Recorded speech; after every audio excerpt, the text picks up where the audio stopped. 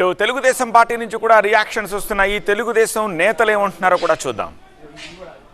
కలిసి వచ్చి మాకు సమాధానం చెప్పమనండి. నెయ్యిలో కల్తీ జరిగిందా లేదా సమాధానం చెప్పమనండి. ఇదా అదే ఇలా జరిగిందా అలా జరిగిందా అని మాట్లాడుతున్నారు. మా ఇంట్లో కుక్క కూడా భయపడదు అని అన్నారంట. వాస్తవానికి కుక్క కూడా భయపడదు, కానీ నువ్వు భయపడాలి, ఎందుకంటే నువ్వు తప్పు చేస్తున్నావు. రెడ్ బుక్ అని నువ్వు భయపడుతున్నావు. ఈరోజు మేము అందరం వచ్చాము, మాకు సమాధానం చెప్పు. నీకు చాలా దమ్ము ధైర్యం ఉన్నాయి కాబట్టి క్షమాపణ చెప్పు మా అందరికీ, లేదా సమాధానం చెప్పు. పాయింట్లు ఉన్నాయి కదా నీ దగ్గర మాట్లాడడానికి, వాటన్నిటికీ సమాధానం చెప్పు చాలు. అంతకంటే మేమేం డిమాండ్ చేయడం లేదు.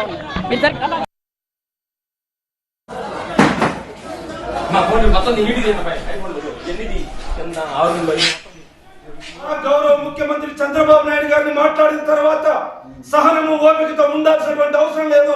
చంద్రబాబు నాయుడు గారు లాంటి సహనం మాకు లేదు. ఆయన సహనాన్ని మీరు చేతకంతరంగా తీసుకుంటా ఉన్నారు. వ్యవస్థల్ని ఆయన గౌరవిస్తా ఉంటే మీరు వేరే రకంగా తీసుకుంటా ఉన్నారు. ఖచ్చితంగా మీలాంటి నీచుల్ని నడి రోడ్డు మీద చెప్పులతో కొట్టి ఊరేగించే రోజు దగ్గరలో ఉంది. అంబటి రాంబాబు, మీ అధినాయకుడికి కూడా ఈ సందర్భంగా హెచ్చరిస్తా ఉన్నా, అలాంటి నీచుల్ని పార్టీ నుంచి సస్పెండ్ చేస్తావా, లేదంటే నీ కూడా అంబటి రాంబాబు పెట్టే గత పడుతుందని కూడా ఈ సందర్భంగా హెచ్చరిస్తా ఉన్నా.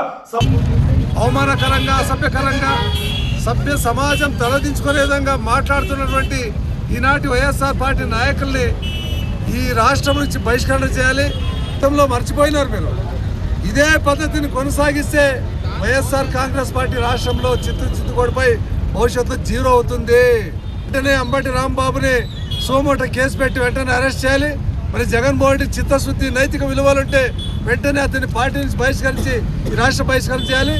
నీ వెంటల్లో ఆయన్ని అరెస్ట్ చేయకుండా పోతే, జగన్మోహన్ రెడ్డి ఆయన సస్పెండ్ చేయకుండా పోతే, పార్టీ నుంచి వెలేయకుండా పోతే రాష్ట్రం అంతా అగ్నిగుండంగా తయారవుతుంది అని తీవ్రంగా హెచ్చరిస్తున్నాం అన్నమాట.